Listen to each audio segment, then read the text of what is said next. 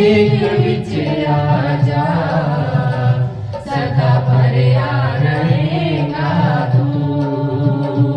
यीशु राजिया दा राजा, ओदी महिमा करेगा तू। यीशु राजिया दा राजा, ओदी महिमा करेगा तू। महाअभिषेक विच आजा, सदा भरया रहेगा तू। महाअभिषेक विच आजा, सदा भरया रहेगा तू। यीशु दी शाही शक्ति पाके जद कर जावेगा। यीशु दी सारी शक्ति पाके जद कर जावेगा। चारे चिन्ह ही पूरे होने नचदा आवेगा। चारे चिन्ह ही पूरे होने नचदा आवेगा। चिट्ठी लिख के तू बाजा, सदा भरया रहेगा तू। चिट्ठी लिख के तू बाजा, सदा भरया रहेगा तू। महाअभिषेक विच आजा, सदा भरया रहेगा तू। सदा भरया रहेगा तू। सदा भरया रहेगा तू। एकजुट दा जो वचन है मनदा, महिमा पाएगा। एकजुट दा जो वचन है मनदा, महिमा पावेगा। सूरज चंद ते तारियां वांगू ओ चमकावेगा। सूरज चंद ते तारियां वांगू ओ चमकावेगा। ओदे मन नू तू बाजा, सदा भरया रहेगा तू। ओदे मन नू तू बाजा, सदा भरया रहेगा तू। महाअभिषेक विच आजा, सदा भरया रहेगा तू। सदा भरया रहेगा तू। सदा भरया रहेगा तू। सदा भरया रहेगा तू। ललकारो यहोवा दे नाम ते, ललकारो यहोवा दे नाम ते। ललकारो मसीहा दे नाम ते, ललकारो मसीहा दे नाम ते। तानु ललकारो, तानु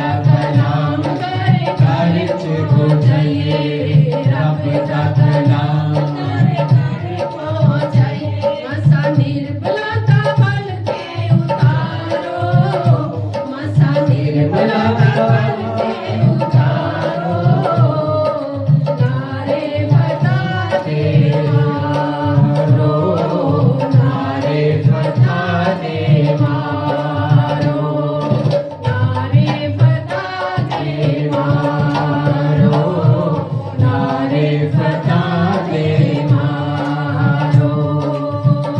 ललकारो यहोवा के नाम के, ललकारो मसीहा के नाम के। शैतानु ललकारो,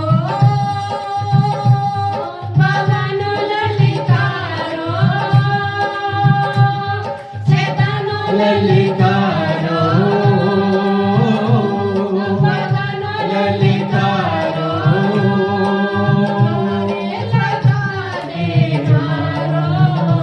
ललकारे फसाया दे नाम के, ललकारो यहोवा के नाम के, ललकारो मसीहा के नाम के, ललकारो यहोवा के नाम के। तेरे लहू की जय, जिंदा लहू की जय, तेरे लहू की जय, जिंदा लहू की जय। जिंदा है, जिंदा है, यीशु जिंदा है, जिंदा है, यीशु जिंदा है, जिंदा है, यीशु जिंदा है, जिंदा है, जिंदा है, यीशु जिंदा है, यीशु जिंदा है, जिंदा है, यीशु जिंदा है। तेरा लहू खुदा बंदा बड़े मौज से करता है, तेरा लहू खुदा बंदा बड़े मौज से करता है। तेरा महाअभिषेक खुदा बड़े मौज से करता है। तेरा छू लेता है जिसको, छू लेता है जिसको उसे चंगा करता है।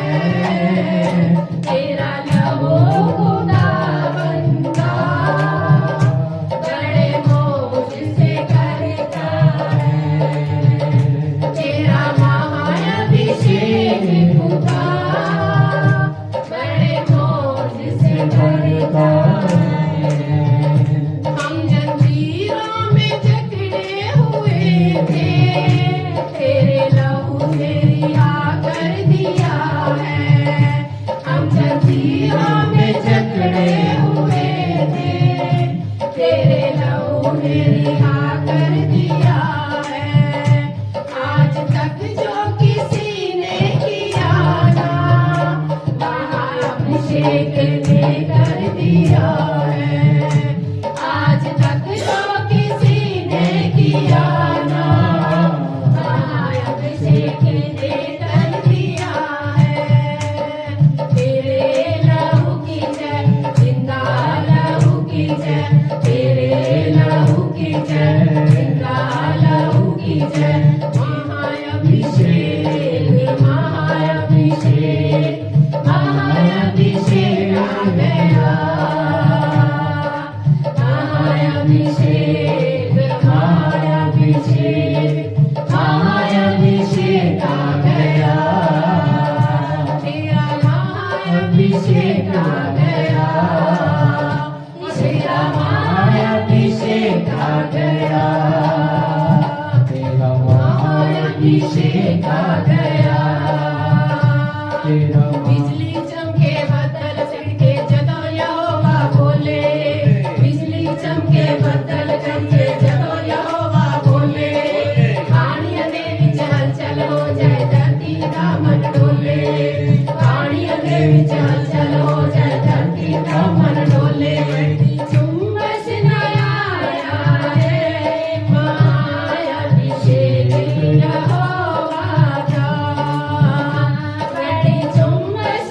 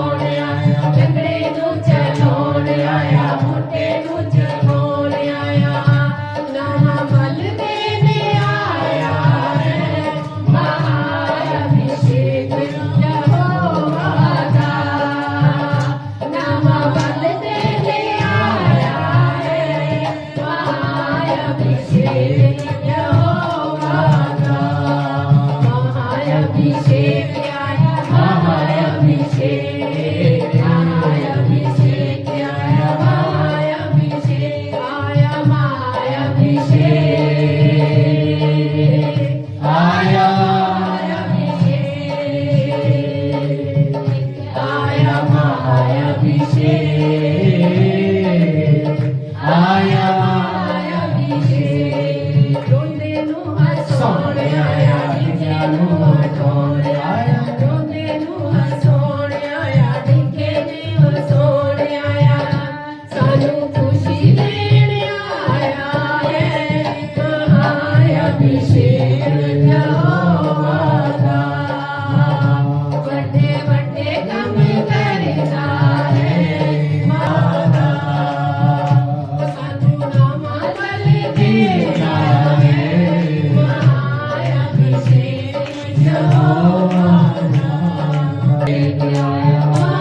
महाअभिषेक महाअभिषेक आया महाअभिषेक महाअभिषेक आया महाअभिषेक हालेलुया हालेलुया।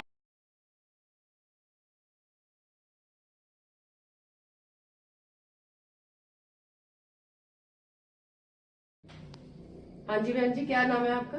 मेरा नाम संगीता है। आप कहाँ से हो? मैं दिल्ली से हूँ। अच्छा, क्या गवाही है बहन जी आपकी? मेरी गवाही ये है कि मैं यहाँ जलंधर आई हूँ। मैं पहले बीमार रहती थी ठीक है। और मैं संत पापा जी की चर्च में आई थी और वहाँ पे आने के बाद में मैं धीरे धीरे ठीक हुई। मेरी रीढ़ की हड्डी में सट लगी हुई थी, जीने से पौड़ियों से गिर गई थी मैं। और उसके बाद मैं पूरी तरह से बेड पे आ चुकी थी। नहीं मैं उठ पाती थी, ना मैं खाना खा पाती, ना बना पाती, कुछ नहीं कर पाती थी। फिर जैसे तैसे मैं ऐसे ही महीना 2 महीना 6 महीना गुजर गए, कोई पता नहीं चला। उसके बाद नहीं, आप वो बताओ कि पहले आप दिल्ली से आते थे, आप यहाँ कैसे सेट हुए और कैसे यहाँ पर आए और कैसे मतलब महाअभिषेक के लिए आप यहाँ रुके हुए? हाँ, महाअभिषेक के लिए हम दिल्ली को प्रॉपर छोड़ के मेरे हस्बैंड मुझे इधर लेके आए, क्योंकि मेरे जो चोट लगी थी मेरे हस्बैंड को विश्वास नहीं था। मैं तब दवाइयों से ठीक नहीं हुई तो यहाँ से कैसे ठीक हो जाऊंगी, लेकिन मुझे विश्वास था यहाँ करेगा तो परमेश्वर ही ठीक करेगा। यहाँ संत पापा के आए, चर्च में आते रहे और आते आते मैं अकेली दिल्ली से हर हफ्ते आती थी, 3 दिन मीटिंग करती फिर चली जाती। तो उससे मेरे को काफी, जब मैं ठीक हो चुकी घर पे जाके काम करती तो मेरे हस्बैंड का मन बदला। मैं प्रे कराती थी, पापा जी से बोलती थी, पापा जी मेरे हस्बैंड मना करते आने के लिए, लेकिन पापा जी का भी मैं धन्यवाद करती हूँ कि पापा जी ने मेरे लिए और मेरे हस्बैंड मेरी पूरी फैमिली के लिए प्रे की, जो मेरे जीवन में मेरी पूरी फैमिली के जीवन में काम हुआ है। तो मेरे हस्बैंड को जब विश्वास हुआ तो मैं पूरी तरह ठीक हुई। सन 2023 से मैं मई से आई थी, लेकिन मेरे हस्बैंड आए सन 2024 में फरवरी से। और फिर जब एक बार आके चले गए तो काफी कमियां निकाली, लेकिन जब उनका वहाँ जाके दिल नहीं लगा तो कहने लगे वहीं जाना है मुझे। तो फिर हम यहाँ आए, पापा जी के यहाँ चर्च में बिल्डिंग में रहे हम 2 महीने। कितनी देर रहे आप? 2 महीने। उसके बाद आपने रूम लिया ना? हाँ, उसके बाद मेरे हस्बैंड क्या लगे अब यहाँ रहना ठीक नहीं है, अब पापा जी को भी तो हमें सेवा करनी है और हमारे ऊपर कुछ पैसा भी हो गया था, क्योंकि मैं बीमार थी तो पैसा लगा था मेरे ऊपर, तो वो भी देना था। तो कहा तू चर्च में सेवा कर, जो करना कर, मैं काम करूंगा, इसलिए हमें रूम लेना जरूरी था। फिर मेरे हस्बैंड ने तभी से हमने रूम ले लिया 1 अप्रैल से। हम फिर रूम में रहे और मैं कंटिन्यू सेवा करती हूँ। मेरे हस्बैंड का ये जॉब नहीं लगती थी, मेरी शादी को 6-7 साल हो गया है। कहीं 8 दिन ड्यूटी लगती, कहीं 4 दिन, कहीं 15 दिन, कहीं से पैसे मिलते, कहीं से नहीं मिलते। उसके चलते मैं ड्यूटी करने लगी। ड्यूटी पे जाते जाते मेरे चोट लगी, उसके कारण मुझे यहाँ आना पड़ा। मुझे एक सिस्टर जानती थी खामरा से, और एक दिन मैं अचानक लेटी हुई थी, रो रही थी बहुत, परमेश्वर से कह रही थी, परमेश्वर मैंने ऐसे कौन सा गुनाह किया है जो मेरा मतलब ये स्थिति आ गई है। मैं तो तेरे काम के लिए कभी पीछे नहीं हटी हूँ, तुझसे कभी मुंह नहीं मोड़ा है। लेकिन उसका फोन मिला, उसने मुझे यहाँ की खुशखबरी दी कि दीदी हम बुधवार में जाते हैं। मैं कह रही दीदी मेरे पास पैसा भी नहीं है। बुधवार खामरा में जाते थे? नहीं, यहीं आते थे बुधवार में रात को। अच्छा। बुधवार में रात को निकलते, वीरवार में सुबह पहुँचते थे। वो फिर मुझे लेकर आपको वो खामरा में मिली चर्च में? पहले आप वहाँ जाते थे? खामरा में जाते थे वो भी और मैं भी। ठीक है। तो वहीं से हम इधर आए ठीक। इधर आने के बाद मैं उनको दीदी ही लाती थी 2-4 बार, जब तक मैं रास्ता नहीं देखी उनके साथ ही आई। फिर वो अलग आने लगी, फिर मैं अकेले ही आती थी, मेरे साथ कोई नहीं होता था, खाली मेरा परमेश्वर और पापा जी की दुआएं, वही मुझे यहाँ तक लेके आते थे। जबकि मेरे पास पैसा भी नहीं होता था, मैं टिकट बिना टिकट के ट्रेन में आती थी और परमेश्वर मुझे संभालता था ना। मैं सिर्फ 2 जोड़ी कपड़े रखती थी और जो दवाइयों की पोटली रहती थी उसको बांध के बैग में डाल के फीट टू बैग में लाती थी, बस उतना ही करती, 2 जोड़ी कपड़े और दवाइयाँ। लेकिन जैसे जैसे यहाँ आते आते रहने लगी ना मैं, और मेरी आते आते वो मेरी दवाइयाँ ही बंद हो गई। धन्यवाद तो धन्यवाद। फिर मेरे को पापा जी, जब मैं यहाँ पे आई तो जब लहर के लिए आती थी तो बहुत पेन होता था मुझे, बहुत, इतना मैं चिल्लाती थी, सब लोग मुझे ही देखते थे, मुझे लगता था कि किसी और को नहीं, सब मुझे ही देख रहे हैं, क्योंकि सबसे ज्यादा मैं ही चिल्लाती थी। ना तो मैं बैठ पाती थी, ना खड़े हो पाती थी, ना लेट पाती थी, बड़ी प्रॉब्लम थी। लेकिन पापा जी क्या कहते थे, ठीक है ठीक है ठीक है, और पापा जी के वही शब्द ना मेरे जीवन में पूरे हुए। आज मैं प्रॉपर, मेरा महाभिषेक हो चुका है, पास्टर अभिषेक अप्रैल में हुआ, 24 अप्रैल को। तब से मेरी जो डिश थी, मन के थे, सब सेट हो चुके हैं। कोई महीना यहाँ आने के बाद दवाई नहीं खाई, और मेरी जो और भी प्रॉब्लम थी वो भी बहुत ठीक हो गई है। अस्थमा का रोग मेरा ठीक हो गया है। बहुत सारी और भी प्रॉब्लम थी, वो सब नहीं मैं बता सकती, लेकिन हाँ जी। और मेरी और दूसरी गाय कौन सी है आपकी? और मेरी एक ये गवाही है कि काफी दिन से मैं नीचे लेट नहीं पाती थी, सर्दी आ गई थी, और बिस्तर भी हमारे पास एक ही था। मंजा भी परमेश्वर ने दिला दिया, यहाँ आने के बाद मंजा भी दिला दिया हमें, एक काउंटर भी मिल गया। और परमेश्वर ने मुझे 2 महीने के अंदर सोचते सोचते ना, मेरी इच्छा थी मैं डबल बेड ही लूंगी, मुझे डबल बेड ही लेना है, मुझे बड़ा सिलेंडर ही लेना है कनेक्शन वाला। और 2 महीनों में दोनों मेरे काम हो चुके हैं, बड़ा सिलेंडर भी आ चुका है कनेक्शन वाला, और मेरे घर में डबल बेड भी आ चुका है। ये दोनों गवाही 2 महीने में हुई। तारीफ कीजिए महाभिषेक में आने के लिए। और पापा जी बड़े शब्द थे कि जो आपके जीवन में 10 साल 20 साल नहीं हुआ ना, या 50 साल नहीं हुआ, वो इन 3 महीनों में, इस 3 महीनों में, 6 महीनों में पूरा होगा। हालेलुया। और मैं परमेश्वर का, पापा जी का धन्यवाद करती हूँ लख लख बार कि पापा जी हमारे साथ हर पल, हर परिस्थिति में हमारे साथ खड़े रहे और हमारे लिए दुआ की। पापा जी मैं आपका धन्यवाद करती हूँ, क्योंकि पापा जी, महाभिषेक के लिए क्या कहना चाहते हो आप? मैं ये कहना चाहती हूँ कि जो कहीं से नहीं हुआ ना, वो महाभिषेक में होगा। पापा जी कहते हैं ना, मैं लिख के देता हूँ, मैं भी लिख के देती हूँ पापा जी के शब्दों के अनुसार, कि जो कहीं नहीं हुआ वो 100%, 100%। लेकिन आपको रेगुलर पापा की हिदायतों में और परमेश्वर के वचन में चलना होगा। बस मैंने कुछ नहीं किया, मैंने कार्ड लगाया, मैं एक दिन पहले पोस्टर और कार्ड 300-250 कार्ड थे मेरे पास, और मेरे पास 50 पोस्टर थे, वो मैं लगा के आई हूँ।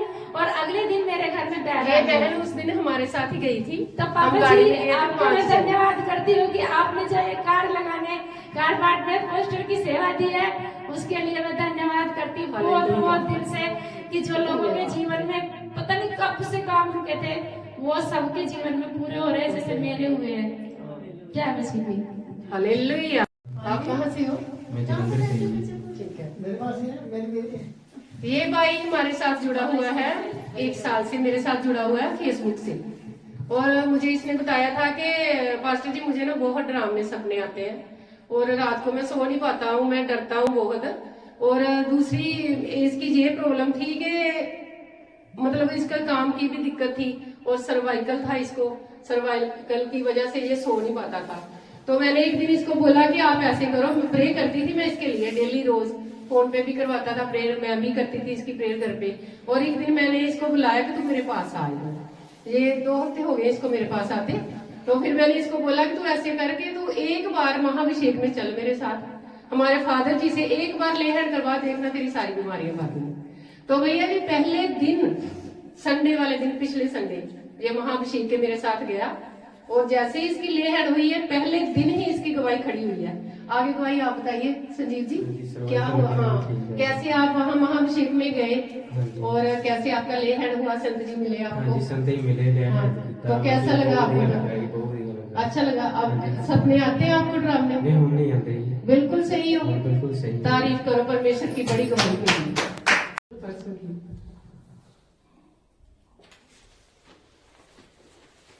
सबसे पहले हमारे जो आत्मिक पिता हैं उनको जय मसीह की, और आप सबको भी जय मसीह की।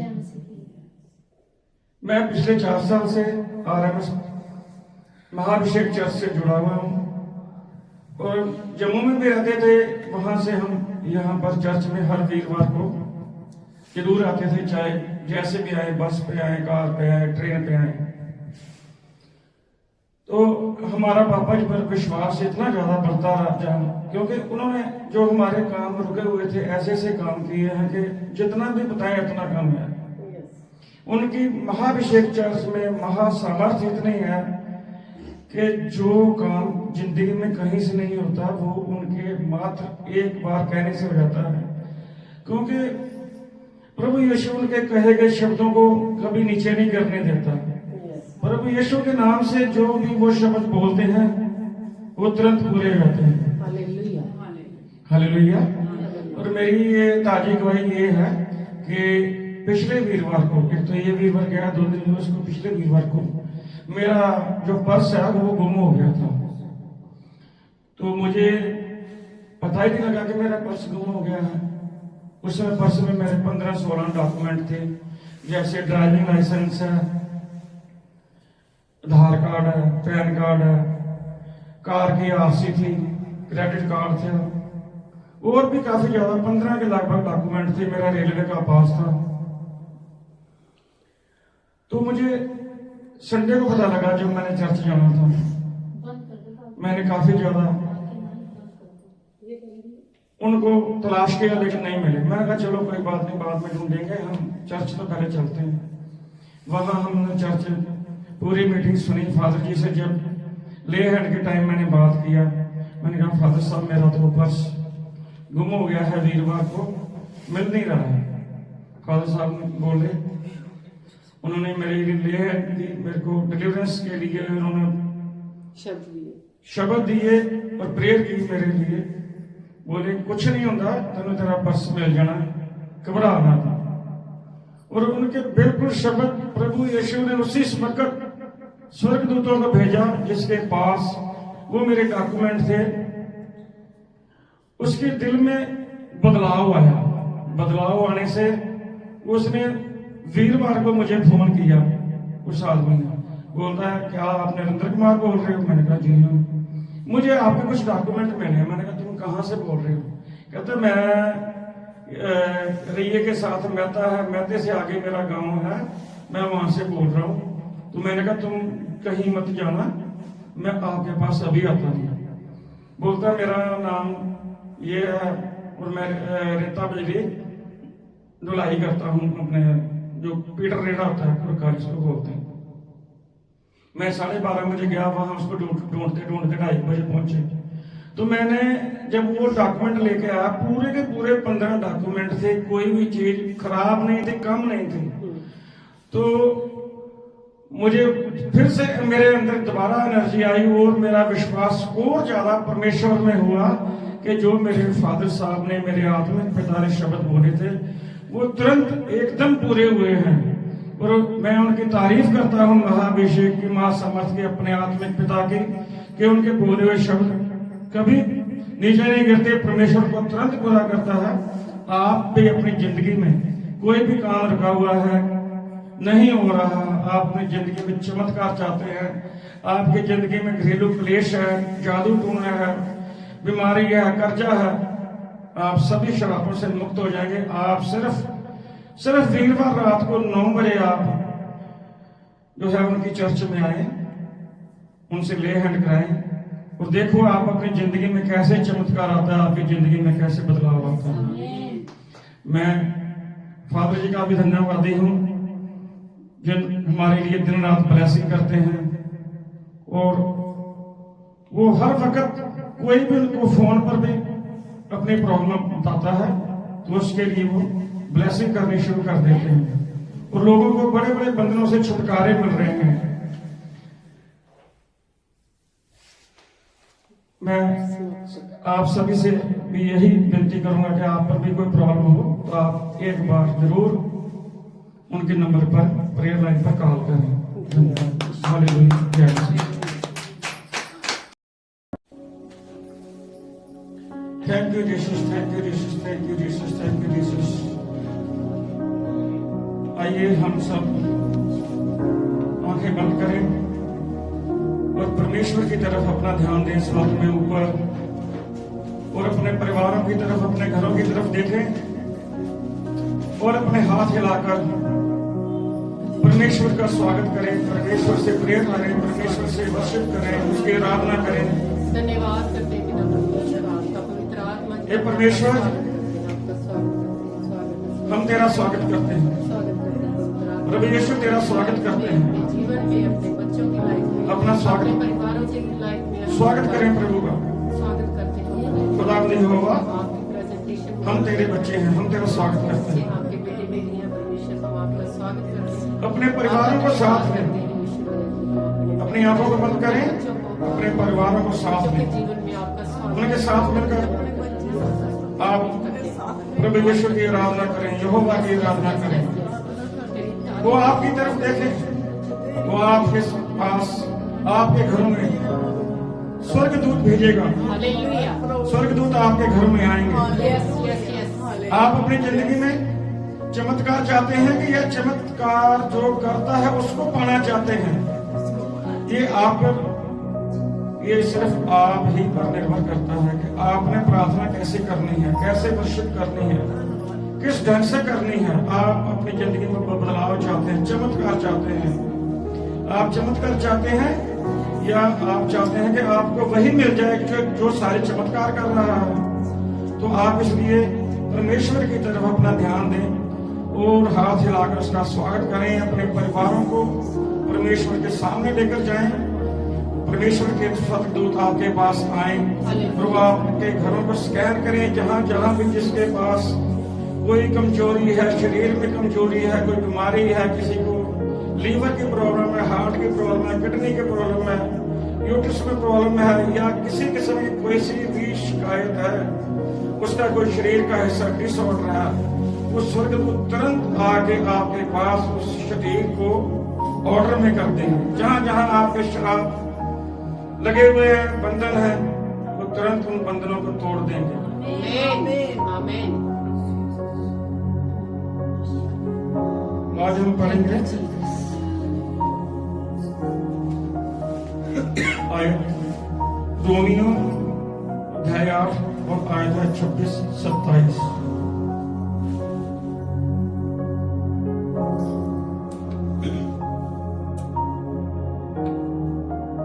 हालेलुया। रोमियो अध्याय 8 उसकी 26 आयत पाठ किया है। इसी रीति से आत्मा भी हमारी दुर्बलता में सहायता करता है, क्योंकि हम नहीं जानते कि प्रार्थना किस रीति से करना चाहिए, परंतु आत्मा आप ही ऐसी आहें भर भर कर जो ज्ञान से बाहर है हमारे लिए विनती करता है। हालेलुया। हालेलुया। इसी रीति से आत्मा भी हमारी दुर्बलता में सहायता करता है, क्योंकि अगर हमारे पास सब कुछ है, हम अमीर आदमी हैं या ताकतवर हैं, तो हमको कोई जरूरत नहीं है, उसको तो जरूरत नहीं होती परमेश्वर की। लेकिन परमेश्वर की जरूरत है, जिसने सृष्टि बनाई है, उसकी कदम कदम पर जरूरत है। हम आज जी रहे हैं, हमको नहीं मालूम कि हम पर परमेश्वर ने कितना उपकार किया है। लेकिन जब हम बीमार होते हैं, हॉस्पिटल में जाते हैं, वो वेंटिलेटर पे जब डालते हैं तब पता लगता है 40,000 रुपया रोज का वो हमको जो सिर्फ अंदर फेफड़ों में हवा देते हैं उसका ही वो लेते हैं। तो हम परमेश्वर के जो भी गुण वो हमको दे रहा है, जो उसने सृष्टि में बनाया हमारे लिए, हम जानते ही नहीं है कि वो हमारे लिए उसने क्या कुछ किया है। और जब हम जानते नहीं है तो हम प्रेयर नहीं करते, हम प्रार्थना नहीं करते। तो जब हम चारों तरफ से हार जाते हैं, फिर हम भागते हैं कि हमको कहां से आराम मिलेगा, हम किसको माने।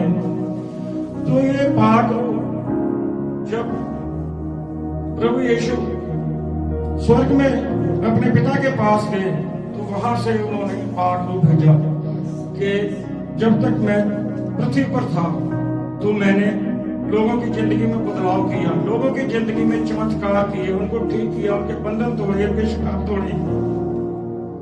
तो अब मेरे बाद यहाँ पर उन लोगों को पापी होने से कौन बचाएगा, क्योंकि मैंने तो सबको एक बार धर्मी बना दिया है। तो वो पाक रूह उन्होंने भेजा, और जब हम बपतिस्मा लेते हैं तो पाक रूह हमारे साथ जुड़ जाता है। अब जैसे हमने बिजली का कनेक्शन लिया, घर में बिजली की वायरिंग भी कराई है, हम स्विच दबा रहे हैं लेकिन बिजली नहीं आ रही है, कनेक्शन भी आ गया है, स्विच भी दबा रहे हैं, तो फॉल्ट कहाँ है, नुक्स कहाँ है, कहाँ दोष है? क्योंकि हमने मेन स्विच में कनेक्शन नहीं जोड़ा है, मेन स्विच को ऑन नहीं किया है। पाक रूह हमारे यहाँ आ गया है, हम उसकी आराधना कर रहे हैं लेकिन ढंग से नहीं कर रहे हैं।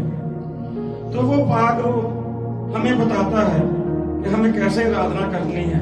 जैसे एक बच्चा अपने पिता से कोई चीज मांगता है, वो ध्यान नहीं करता, फिर बच्चा दोबारा मांगता है, वो उसका पिता ध्यान नहीं करता, तो बच्चा रोकर फिर अपने पिता से चीज मांगता है, तो फिर उसको मिल जाती है। ऐसे ही जब हम चारों तरफ निराशा से भटक जाएं, निराश हो जाएं, हमारा कोई ना हो, तो हम प्रभु यीशु को बोले, ऐ यीशु प्रभु हमारा कोई नहीं है, हम दुनिया से हार चुके हैं, केवल आप ही हो जो हमारे लिए सब कुछ कर सकते हो। और फिर देखो कि पाक रूह आपके पास कैसे काम करता है, अपने स्वर्गदूत भेजता है। जहां जहां आपके काम रुके होंगे, आपके काम मिनटों में, चुटकी में हो जाएंगे, क्योंकि वो हमको बताता है कि आपने जो अपने खुदावंद यहोवा से रिश्ता जो कायम करना है, आपने उसको पाना है। आप चमत्कार करने वाले को पाओ, और आपके जो एक काम छोड़ो, वो सभी काम होंगे जो आप चाहते हैं। हालेलुया, हाँ जी, आगे।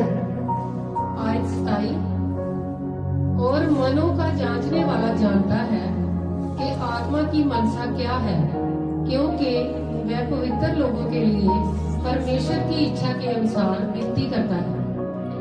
और मनों को जांचने वाला जानता है कि आत्मा की मनसा क्या है, क्योंकि वह पवित्र लोगों के लिए परमेश्वर की इच्छा के अनुसार विनती करता है। हम क्या करते हैं, जब कहीं दान करना होता है तो हम फोटो खिंचवाते हैं, वहां नाम लिखवाते हैं, अनाउंस करते हैं, हमको बड़ी खुशी होती है कि हाँ भाई हमने दान दिया, 4 लोगों में पता लगा। लेकिन जब हम किसी की निंदा करते हैं, चुगली करते हैं, तो उस वक्त नहीं परमेश्वर देखता है, उसको पता होता है, वो जांच रहा है, उसकी चारों तरफ निगाह है, हर वक्त वो आपको देख रहा है, आपकी गलतियों को देख रहा है कि आप कहाँ गलती कर रहे हैं। इसीलिए कि आप गलती ना करें, उसने पाक रूह को यहाँ भेजा कि वो आपको बुरे काम करने से रोके। हम बस ये देखते हैं कि हम अच्छा काम तो हमारा सब देखे, लेकिन जो हम किसी की चुगली, निंदा, बुराई, द्वेष, ईर्ष्या, जलन जब हम वो करते हैं, वो नहीं देखते हैं कि हमको ये काम नहीं करना चाहिए। पाक रूह के जो गुण हैं वो हमको अपने अंदर रखने चाहिए। इसीलिए उस परमेश्वर को पता है कि हमारे दिल में क्या है। हम अपने आप को जितना मर्जी बोलें कि मैं ये करता हूँ, मैं प्रेयर करता हूँ, लेकिन जब हम प्रेयर ठीक ढंग से नहीं करेंगे तो हमारा उससे रिश्ता नहीं जुड़ेगा। रिश्ता नहीं जुड़ेगा, हमारे चमत्कार नहीं होंगे, हमारे काम नहीं होंगे। इसलिए हमको चाहिए कि हम पूरे ध्यान से, पूरे मन से पाक रूह से रिश्ता जोड़ें और उसके गुणों को धारण करें। जो उसके गुण हैं, प्रेम है, धीरज है, संयम, विश्वास, दूसरों का फायदा करना, दूसरों की भलाई करना, ये गुण जब हमारे अंदर आएंगे, हमारी जिंदगी में बदलाव आएगा।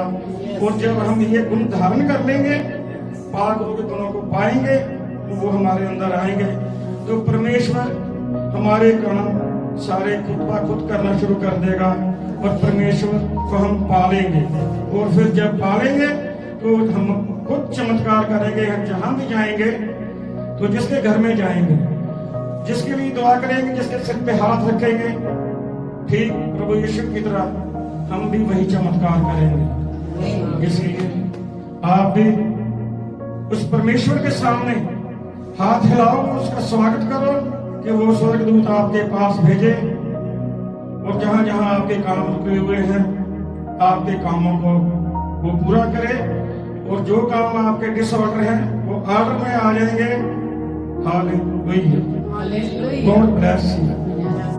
आदर इज्जत और सम्मान करें। वचन कहता है डरते और कांपते हुए उसके सामने आओ। और हम पढ़ेंगे गिनती उसका 17 अध्याय और उसकी 1-2 आयत को पढ़ेंगे। निकालेंगे गिनती 17 अध्याय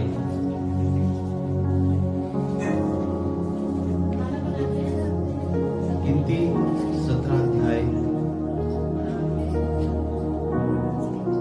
गिनती 17 अध्याय उसकी 1 और 2 आयत को पढ़ेंगे। तब यहोवा ने मूसा से कहा, इस्राएलियों से बातें करके उनके पूर्वजों के घराने के अनुसार उनके सब प्रधानों के पास से एक एक छड़ी ले और उन 12 छड़ियों में से एक के पर एक के उन्होंने पुरुष का नाम लिखा। हाँ, यहाँ पर जो है परमेश्वर ने मूसा से कहा कि जाके 12 छड़ियां इकट्ठी करो। मगर जब हम 12 आयत को पढ़ते हैं, 12 आयत पढ़ेंगे, 12 आयत को तब पढ़ेंगे। इस्राएली मूसा से कहने लगे, देख हमारे प्राण निकलने चलते हैं, हम नष्ट हुए हैं, हम सबके सब नष्ट हुए जाते हैं। नष्ट हुए जाते हैं, मरते जाते हैं। यहाँ पे मृत्यु की सजा मिलती है इजरायली कौम को। यहाँ पर जो है इजराइल को परमेश्वर जो है वो मारने की बात तक आ चुका है। मृत्यु इंसान के जीवन का हिस्सा है। अदम की वाटिका हमें बताती है कि मनुष्य ने क्या किया, पाप किया, और पाप करने के कारण से हम मृत्यु के साथ जुड़ गए। और वो ही मृत्यु के साथ जुड़ना हमें आज भी तंग कर रहा है। इजरायली कौम से परमेश्वर प्यार करता है, मगर उनकी गलती, अब सवाल आता है कि ऐसी कौन सी गलती थी जो परमेश्वर पूरी इजरायली कौम से नाराज हो गया। हम पढ़ेंगे 10 आयत को, 10 आयत को पढ़ेंगे। फिर यहोवा ने मूसा से कहा, हारून की छड़ी को साक्षी पत्र के सामने पे धर दे कि ये उन दगा करने वालों के लिए एक निशान। दगा करने वाले, जब हम परमेश्वर से दगा करेंगे और वो दगा परमेश्वर को पसंद नहीं है, आगे पढ़ेंगे। कि उन दगा करने वालों के लिए एक निशान बनकर रखे रहे कि तू उनका उड़ाना जो मेरे उड़ाना, दूसरी बात थी, पहला था दगा करना, दूसरी बात उड़ाहट। जब एक बाप अपने बच्चे को प्यार करता है ना, वो कभी ये नहीं चाहता कि उसका बच्चा उससे धोखा करे। वो कभी नहीं चाहता कि उसका बच्चा उसके साथ जो है क्या कर जाए, उसकी पीठ के पीछे बुड़बुड़ाए। लोग कहते हैं अरे मेरे माँ बाप अच्छे नहीं है, अरे हम तो पता नहीं कैसे परिवार में पैदा हो गए। लोग ऐसे बोलते हैं। मैं आज के बच्चों को सुनता हूँ, वो बुड़बुड़ाहट, वो पीछे जाके निंदा करना। जब माँ बाप को पसंद नहीं है, जो पृथ्वी के ऊपर 60 साल 70 साल 80 साल रहेंगे, तो जो जीवता परमेश्वर है उसको कैसे ये बर्दाश्त हो। हम कई बार जीवते परमेश्वर को खिलौना समझते हैं, और वही कारण है जो मनुष्य क्या हो रहा है, गलत हालात में जा रहा है। मृत्यु के साथ रिश्ता जोड़ लिया मनुष्य ने अपना। मनुष्य ने अपनी गलती के कारण से अपना रिश्ता, आज लोग कहते हैं अरे मैं तो बचपन से बुड़बुड़ा रहा हूं, आज तक मरा नहीं हूं। गलतफहमी आपको बहुत बड़ी, ये बहुत बड़ी गलतफहमी है। आप 8 आयत पढ़ेंगे। दूसरे दिन मूसा साक्षी पत्र के तंबू में गया, तो क्या देखा कि हारून की छड़ी जो लेवी के घराने के लिए थी, उनकी वो सब बातें मिलकर भलाई को उत्पन्न करती है।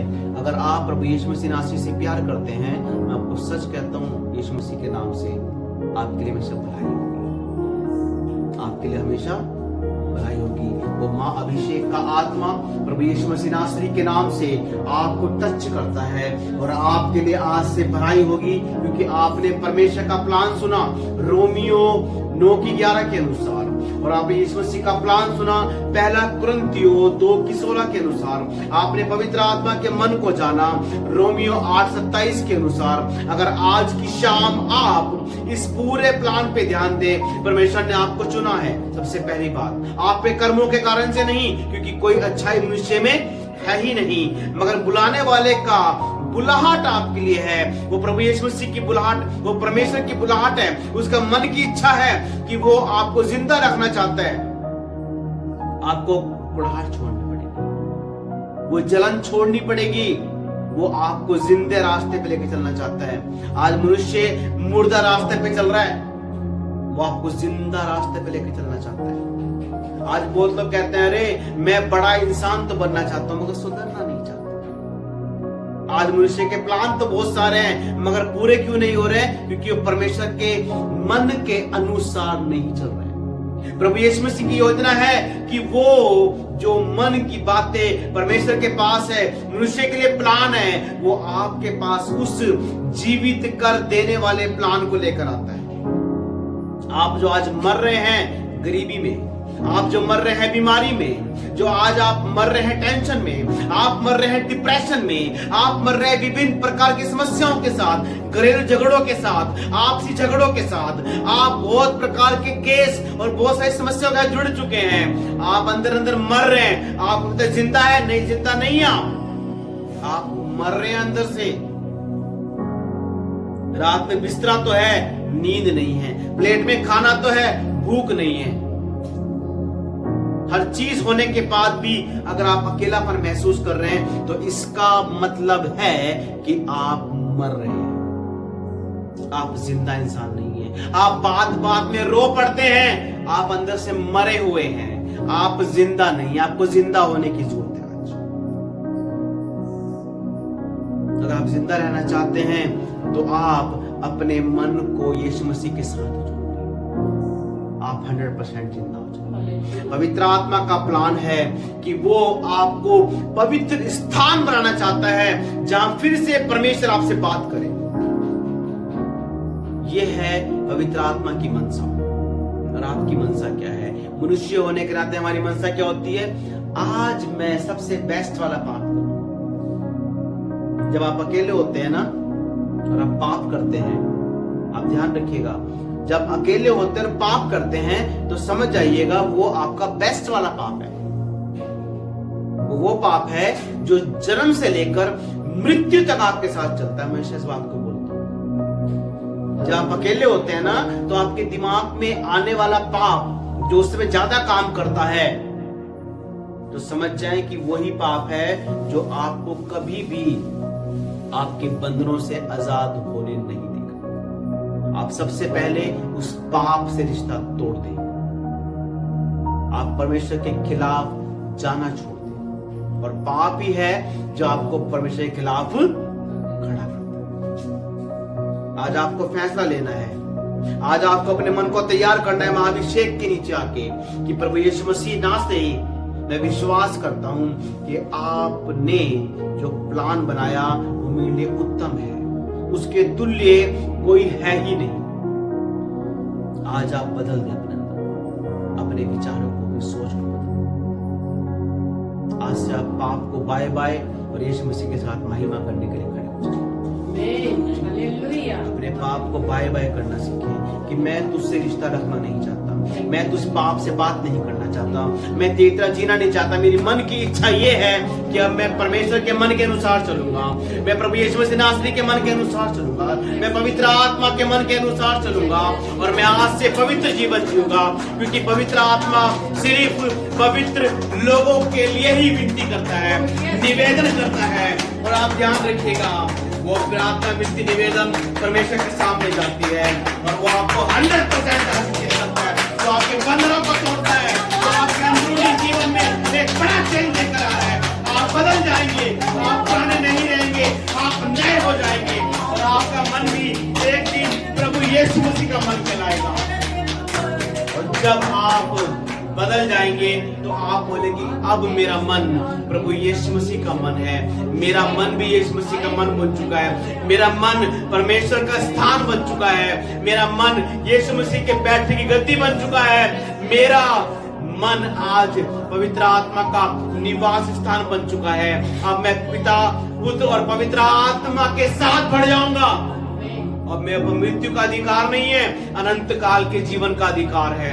अपनी आंखों को बंद करें, प्रभु यीशु मसीह के सामने हो जाए कि परमेश्वर, मैं आपसे प्रार्थना करता हूं कि आज से अपने मन को, अपने जीवन को, अपने विचार को, अपने कार्य को, अपने चाल चलन को, अपने देखने, बोलने, सुनने को प्रभु यीशु मसीह नासरी के अधीन कर देता हूं। आज मैं उस पवित्र अभिषेक के नीचे आता हूं और मैं विश्वास करता हूं कि आप मुझ पे दया कर रहे हैं। और प्रभु जी, आज की शाम मैं ब्लेसिंग को लेके जाऊंगा। मैं आज देख रहा हूं कि एक आग आपके जीवन को छू रही है। आप में से बहुत से लोग अभी पवित्र आत्मा का मसा लेंगे। इसी से पवित्र आत्मा आपको टच करने जा रही है, टच करने जा रही है, टच करने जा रही है। और रिसीव करें पवित्र आत्मा की आग। आप टच करने जा रहे हैं, इसमें आप अभी टच होने जा रहे हैं। आप देखेंगे कि पवित्र आत्मा आपको टच करेगी, पवित्र आत्मा आपको टच करेगी। आप महसूस करें, परमेश्वर आज से आपको नया मन दे रहा है। परमेश्वर आपको नया मन दे रहा है, जो आपके जिस्म को पवित्र करेगा, आपके दिमाग को पवित्र करेगा, आपके चाल चलन को पवित्र करेगा, आपके देखने, बोलने, सुनने को पवित्र करेगा। और आप उस पवित्र स्थान पे आके खड़े हो जाएंगे जहां पर परमेश्वर ने हारून को लेवी के साथ खड़ा कर दिया। वो लेवी वंश खड़ा हो गया। आप ध्यान रखिएगा, आप खड़े हो जाएंगे इस महाअभिषेक में और आपके सारे बंधन टूट जाएंगे। प्रभु यीशु मसीह नासरी आपके नाम से मांगते हैं। सब बोलेंगे आमीन, आमीन, आमीन। अपने हाथों को जोड़ेंगे। अब परमेश्वर का प्रेम, प्रभु यीशु मसीह का महाअभिषेक में अनुग्रह और पवित्र आत्मा की सहभागिता अब से लेकर परमेश्वर के पुत्र प्रभु यीशु मसीह के दूसरे आगमन तक ऐसे एक साथ बोलेंगे आमीन, आमीन, आमीन।